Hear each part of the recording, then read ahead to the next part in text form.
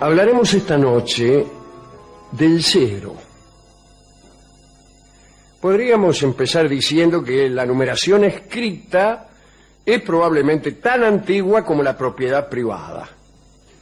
Debe haber nacido, calculo yo, o calculan hombres más sabios que yo, con el deseo del hombre de llevar la cuenta de sus rebaños o de otros bienes. Aparecen en las más antiguas civilizaciones.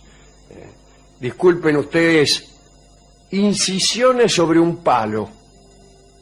Parece el nombre de una chacarera, ¿no? Sin embargo, era una manera de contar, o rayas en las piedras, o marcas en la arcilla.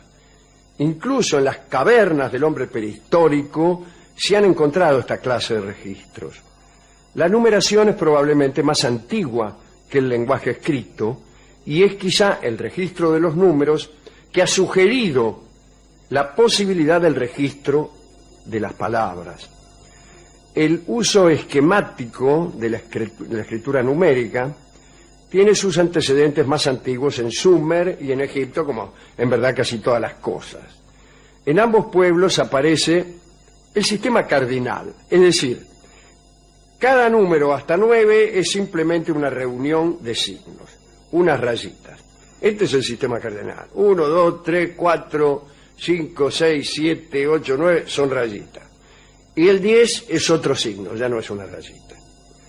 El 100 es otro. En algunas civilizaciones no hay más que 10. En otras no hay más que el 100, etc. En oposición a ese carácter cardinal se encuentra la numeración ordinal, en la cual los números son reemplazados o por letras del alfabeto, en el orden en que éstas se suceden, o por otros signos. Y esto es lo que pasaba con los fenicios, los griegos, los hebreos. Ya no eran rayitas, era una letra. Era un signo que reemplazaba al 1, al 2, al 3, etc. Y si eran letras, eran en el orden del alfabeto. Alfa era el 1 y así. La numeración romana muestra un cierto retorno a los criterios cardinales, porque hay en algún caso los famosos palitos, ¿no?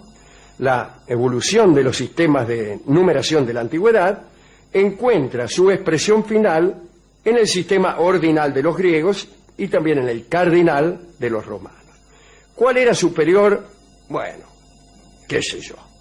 En realidad ninguno, porque ninguno se adaptaba a las operaciones aritméticas. Ni los griegos ni los romanos crearon una aritmética especial.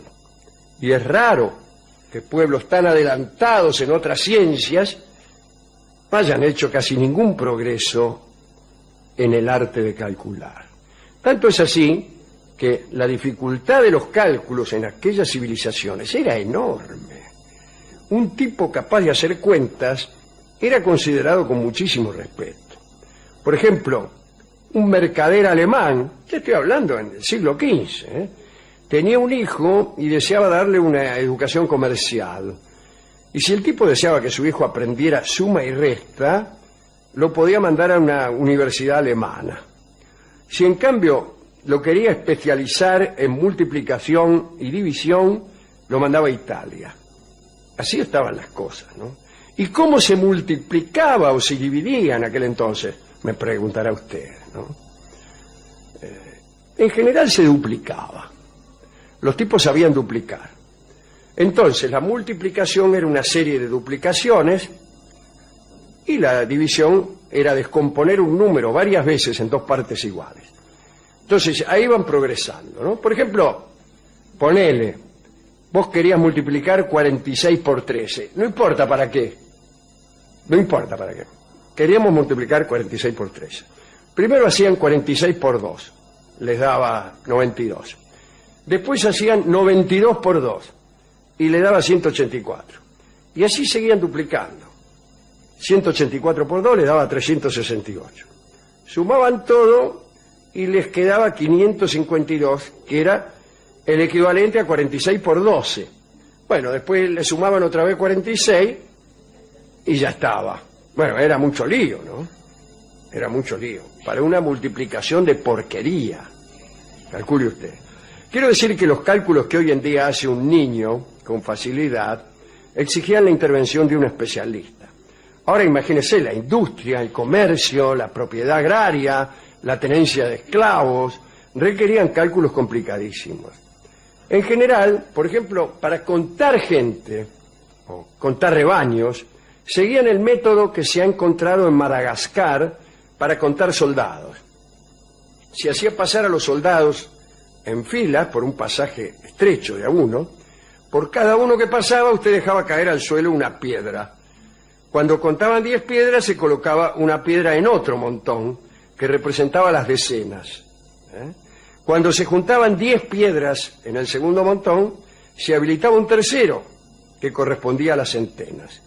Y este método fijó la mente a un solo paso del cuadro contador, del ábaco, que es un cuadro plano dividido en columnas paralelas que representan un orden decimal distinto.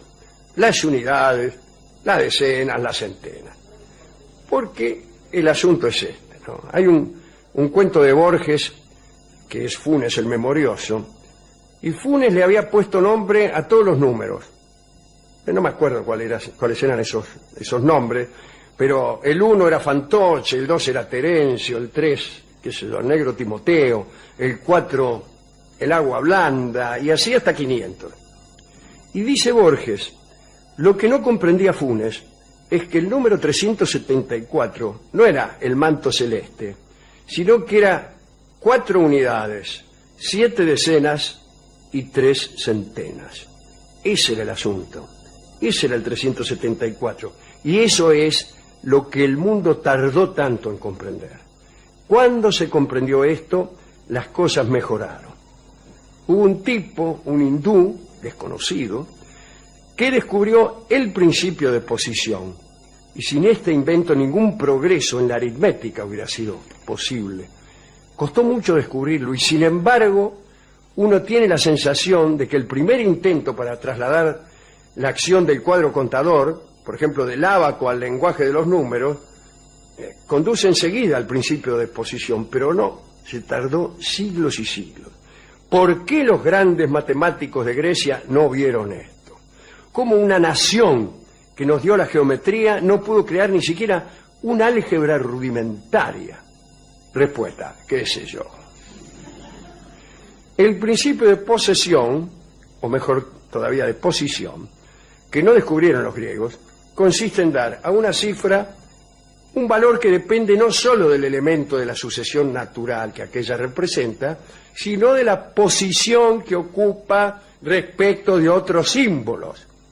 Así, la cifra 2 en 342 vale 2, en 324 vale 20 y en 234 vale 200. Pero faltaba algo. Un 3 y un 2 podían ser 32, pero también podían ser 302 o 3002. Y lo que faltaba era algo para señalar las columnas vacías. Hacía falta un símbolo de nada. Y otro desconocido hindú lo concibió. Y la palabra que usó para nombrar a ese símbolo fue Sunya, así le puso. ¿Cómo Sunya vino a dar en cero? Se preguntará usted ya al borde del ataque. Es que los árabes del siglo X adoptaron aquella numeración hindú y tradujeron Sunya por Sifr, que significa vacío en árabe, como todos bien sabemos. Cuando esa numeración pasó a Italia, Sifr se latinizó y fue Sephirum, y así llegó, después de varios saltos, desde luego, a la palabra italiana cero. En la misma época, Jordanus Nemorarius introdujo el sistema árabe en Alemania y conservó la palabra árabe cifr y la cambió ligeramente en cifra. Y durante un tiempo en Europa, cifra fue cero. La actitud de la gente hacia esta nueva numeración se refleja en este hecho. La palabra cifra era sinónimo de signo secreto. Y así viene la palabra descifrar o mensaje cifrado. También hay un ritmo criollo que se llama cifra.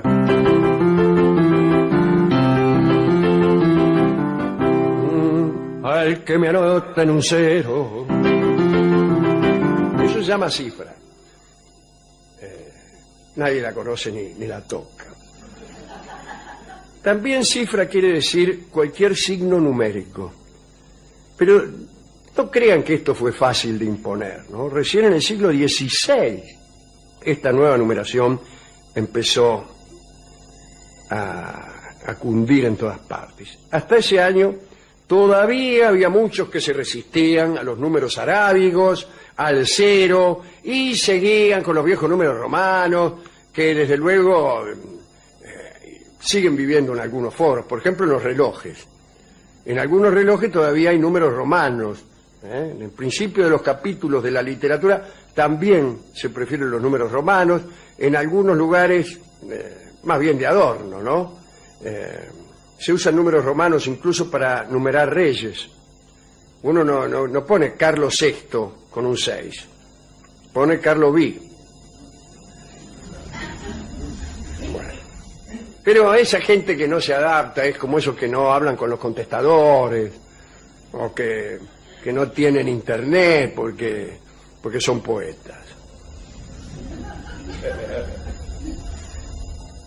Hoy tenemos alguna noción, ¿no?, de esa dificultad que hay para leer en números romanos cuando vemos algunas películas y nos damos cuenta de que ponen la fecha en que fue hecha la película con números romanos y cuesta un potosí leer 1979 en números romanos. ¿Por qué no lo ponen del modo más usual? Bueno, esta charla está dedicada a los calculistas del Imperio Romano que para multiplicar 45 por 13 tardaban 6 horas. También a Leonardo de Pisa, a Leonardo Fibonacci, aquel que trabajó tanto por esto y que fue también inventor de la famosa serie de Fibonacci, 1, 2, 3, 5, 8, 13, y todo así por el estilo. Cifras que fueron utilizadas también en la música. Hemos buscado para ilustrar esta charla canciones con números. Y el tango no está muy relacionado con la matemática y el rock and roll tampoco.